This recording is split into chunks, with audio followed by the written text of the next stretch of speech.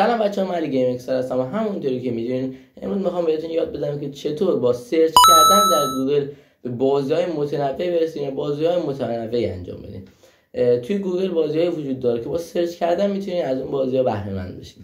و من امروز میخوام توی این ویدیو بهتون حدود 9 10 یا بیشتر بازی شما بگم که برین و سرچ کنین و بازی کنین و واقعا بازی خفنی هستن که در گوگل پنهان است و شما با سرچ کردن میتونید بازی کنید. البته بعضیاشون رو خودتون میشناسین اون بازی‌ها رو. و اینکه بیشتر از این وقت ویدیو نمیگم، فقط ازتون میخوام که ویدیو ما لایک کنین، برای ما کامنت زیاد بنویسین و کار ما رو دنبال کنین و زنگوله هم بفشن. یعنی لیتس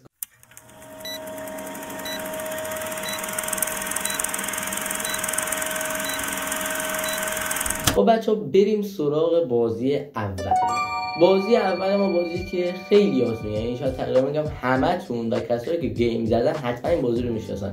بازیه که خیلی قدیمی هم میشناسنش، چیزی نیست جز پکمن. بله بچه‌ها، پکمن یک بازیه که با سرچ کردن توی گوگل میتونید به صورت رایگان و مجانی بازی کنید. خب بگیم که چطور باید این بازی رو انجام بدید. فقط کافیه که شما توی مرورگر گوگل وارد مرورگر گوگل بشین و سرچ بکنین پکمن، البته به انگلیسی سرچ بکنین پکمن، حالا بین پک و من باید یه دونه خط تیره هم باشه. بعد وقتی که صفحه بالا بود میبینین که عکس بازی پکمن اونجا هست و کافیه که وارد بازی بشین و از بازی پکمن بهره مند بشین و بازی پکمن رو انجام بدین که خیلی هم بازی خوبی است. بریم برای بازی دوم. خب بچه‌ها، بریم سراغ بازی دوم. بازی دوم ما هم یه بازیه که اکثرا مردم خیلی میشناسن این بازی رو و حتما بازی کردید شما این بازی رو و بازیه که در بین مردم خیلی شناخته شده و یکی از بازی آتاری است و اسمش الان اینجا میاد و فقط کافیه که این اسم رو به انگلیسی شما توی گوگل سرچ کنین تا بتونین از این بازی بهره مند بشین که واقعا بازی خوبه. اون بازی هم هست که یه توپ داریم و با توپ باید کاشیا بخوره و کاشیا رو بشونه ولی نباید توپتون بیرون پرتاب بشه. و این بود از بازی دوم. حالا بریم سراغ بازی سوم. خب بچه‌ها، بریم سراغ بازی سوم که البته این بازی نیست. وقتی که مثلا شما یه جای به شیر یا خط نیاز دارین، حالا سکه‌شو ندارین یا شرایطش نیست که اونجا شیر یا خط بندازید، فقط کافیه که وارد گوگل بشین و به انگلیسی سرچ کنید فیلیپ اکام و خود گوگل یه شیر یا خط برای شما بالا میاره و شیر یا خط میندازه و شما میتونین به شیر یا خط دفاعتون برسید. و این بود از بازی سوم که بازی نبود و بریم برای بازی چهارم. خب بچه‌ها، بریم سراغ بازی چهارم. بازی چهارممون که البته این بازی رو من توی یک از ویدیوهای قبلیمون هم گفته بودم که ویدیوش هم در مورد اسکوید گیم بود و اگه ندیدید حتما بریم ببینید، ویدیو واقعا خفنی بود و اینکه پیش بینی کردیم اون ویدیو که توی اسکوید گیم 3 چیزای قبل پیش اومد و واقعا خیلی پیش بینی جالب و خفنی بود.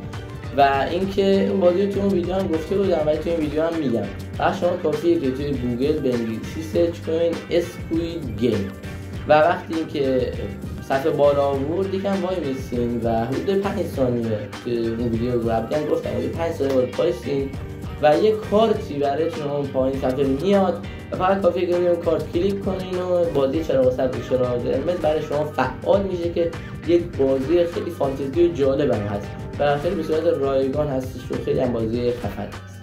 خب بچه‌ها، بریم سراغ بازی پنجممون که یک بازی واقعا خیلی خفنه و یک بازی فوتبالی هستش. فقط کافیه که شما در مرورگر گوگل سرچ کنین، البته به انگلیسی سرچ کنین ساکر بای گوگل و یه ذره که صبر میکنین اولین سایتی که براتون بالا روی اون سایت میزنین و شما میتونید اونجا بازی کنین به راحتی و یک دروازه‌بان هستین و میتونید دروازه‌بانتون تکون بدین بر اون بر و بپرین و توپو بگیرین که اگه گوشیتون نوت داشته باشه از فاصله دور میتونید راحت‌تر بازی کنین بر اون بر ببرین، ولی شاید با دست نتونین بازی کنین بر اون بر ببرین. و یه نکته دیگه هم بگم که هر بازی که توی این ویدیو دارم شما معرفی میکنم باید به انگلیسی اسمش رو بنویسین و شاید بعضی به فارسی کار کنه و بعضیا کار نکنه. بریم برای بازی ششم. خب بچه‌ها، بریم سراغ بازی ششممون که فقط البته این بازی رو همتون میدونین و یه چیزیه که اگرم بگم واقعا مسخره دارم میگم. بازی ششم اینه که فقط البته به سرچ خاصی اصلا نیاز نداره، هر دریوری هم شما میتونین توی گوگل سرچ کنین و فقط کافیه که اینترنتتون خاموش باشه و بعد اینکه اینترنت خاموش بود و یه چیزی حالا دریوری هم شد سرچ کردین اون دایناسور بازی میاد و فقط کافیه که شما بپرین، یا اگر کامپیوتر یا لپتاپ دارین میتونین بازی یعنی دایناسور سرش به پایینم بیارین و راحت‌تر بازی کنین. و این بود از بازی ششم که واقعا بازی مسخره بود و همه میدونین، ولی بازیش بازی خوب.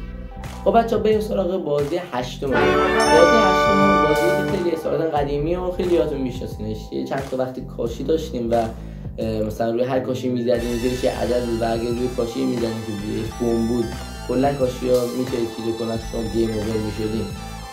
ولی توی گوگل شما مثلا یه بیل داریم با بیل کاشی رو میکنیم و یه تنوع خیلی بالی هست و امیدوارم که بریم اون بازی رو انجام بدیم، چون بازی واقعا خفنی هست، گرافیک خیلی بالی هم داره و بازی واقعا خفنی. بریم برای بازی بعد. خب بچه‌ها بریم سراغ بازی نهم ما، یک بازی که خیلی این بازی رو انجام میده. فقط کافیه که شما در گوگل وارد بشین و روی مرورگرش این کلمه رو بنویسین و اینکه چند لحظه که سر میکنه وقتی صفحه بالا میاره میبینی که همون بازی زب در دایره رو بالا میاره و بازی خیلی باحالی هست. مثلا اگه شما زب در هستین، حتی فکر کنم تک نفره فقط میشه بازی، یعنی وقتی شما زب در هستین مثلا میبرین آرم زب در میاره بالا و نشون میده و خیلی بازی جالبی است.